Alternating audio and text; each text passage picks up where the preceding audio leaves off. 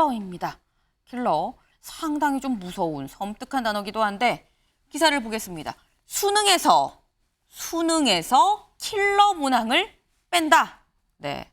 아까 일면 소개하면서 말씀드렸죠. 킬러 문항이 뭐냐? 초고난도 이 문제를 이른바 킬러 문항이라고 얘기를 하는데 이 문제를 빼겠다라는 겁니다. 정부가 지금 수능 5개월 남았는데 일단 킬러 문항이 빠진다. 수능은 우리나라에서 굉장히 큰 사안이죠. 수험생은 수험생이라서.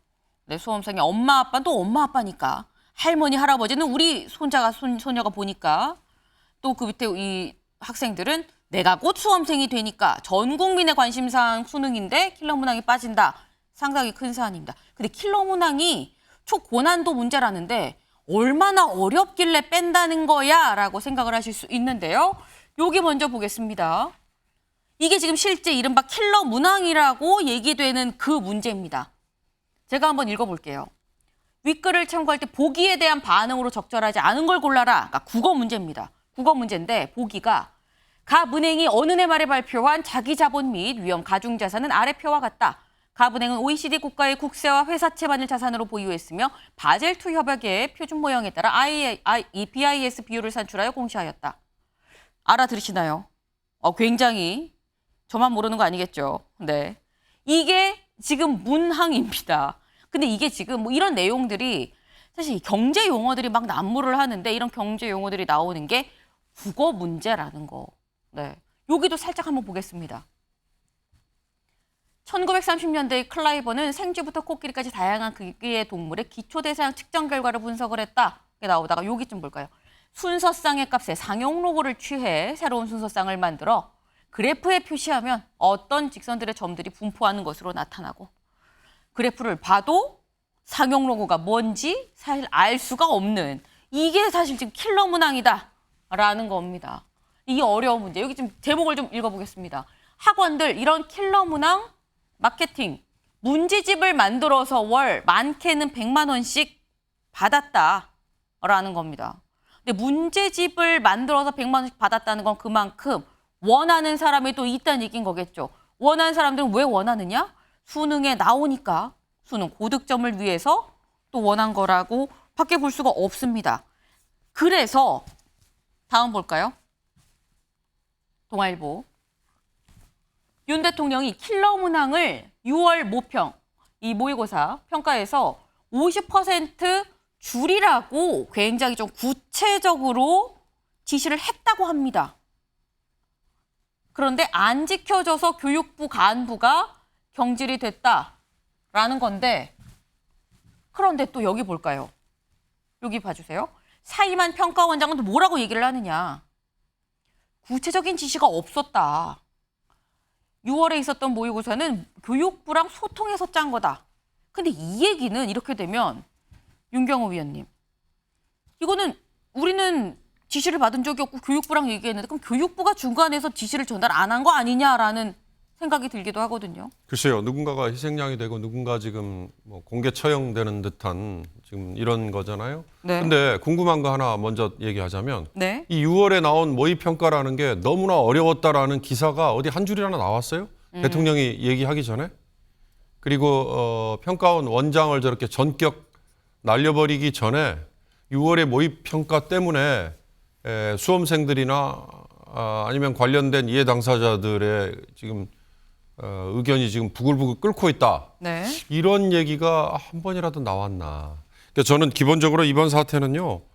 교과서 내에서 문제를 쉽게 출제해라. 그리고 사교육 부담을 덜어주자. 이거에 대해서 박수 안 치는 국민이 누가 있겠어요. 그리고 이해 당사자들, 수험생들, 아까 말한 학부모들 아마 좋아할 수 있을 거예요. 그러나 그 이면에는 또 그걸로 먹고 사는 무슨 학원, 무슨 일타 강사, 또 다른 또 다른 이해 당사자 이 의견이 지금 다 부딪히지 않나요? 그래서 저는 이걸 윤 대통령이 지금 국정의 우선순위에 지금 넘버원으로 이게 올라서 있는 듯한 지금 며칠째 정작 대통령은 파리로 가셔버리고 없는데 우리 남아있는 우리는 여전히 이게 지금 최대 현안이잖아요.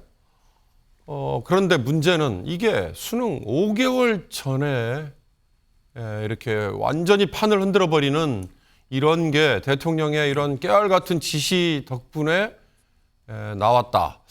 이게 과연 맞는 거냐. 저는 그런 점에서 이걸 예를 들어서 교육부나 아니면 대통령 옆에 있는 참모 누군가가 문제의식을 가지고 있었다면 이걸 새 학기가 시작되기 전 겨울에 미리 앞으로는 교과서 내에서 문제를 쉽게 출제합니다. 그리고 사교육 부담을 이렇게 구체적으로 덜어주겠습니다라는 정도의 이 흔히 말하는 100년 대계가 아니라도 1년 대계를 미리 내놓는 이런 형식이었으면 어땠을까 좀 아쉬움이 있습니다. 네, 신정현 의원님. 윤 대통령께서 논란의 발언을 하고 나서 아마도 사상 초유의 일이죠. 아마 수능을 담당하는 국장이 경질이 됩니다. 그리고 담당했던 출제 기관의 감사가 시작이 돼요. 이런 일은 없었거든요. 도대체 아까 말씀하신 것처럼 무슨 일이 벌어졌길래 그랬을까요? 6월 모의고사 모의 평가에서 실제로 교과서 안에 있는 걸로 출제하게 해야 된다라는 말을 사실은 모르는 사람이 없고요. 실제로 출제하는 기관도 그것이 방침이었습니다. 그런데 교과서 안에 있는 지문과 문제만 내야 되는 게 아니거든요. 윤 대통령께서는 그걸 좀 오도하신 것 같아요. 사실은 아까 나왔던 비문학 지문, 이거는 과목 융합 지문이라고도 하는데요. 네. 교과서에서 딱 배웠던 내용을 통해서 다른 부분까지 해석하고 이해할 수 있는 능력을 측정하는 것입니다. 네. 그러한 것들을 통해서 기본적인 개념만 있으면 풀 수 있는 문제들을 낸 것이에요. 근데 이것을 마치 교과서 안에 있는 지문을 달달달 외워버리면 풀 수 있는 문제로 그렇게 돼버리면 과거 학력고사 시대로 돌아가는 겁니다. 윤 대통령께서 있었던 그 당시에는 학력고사도 아니었는데 왜 이런 말씀을 하셨는지 모르겠고요. 더 화가 나는 건 이수호 장관입니다. 교육부 수장으로서 학부모와 학생들이 혼란을 겪을 이 상황 지금 전혀 모르겠습니까? 고통스러워한단 말이에요. 근데 대통령을 향해서 뭐라 그럽니까? 과거에 수능 관련된 비리 수사를 많이 하셔서 수능 전문가란 얘기를 해요.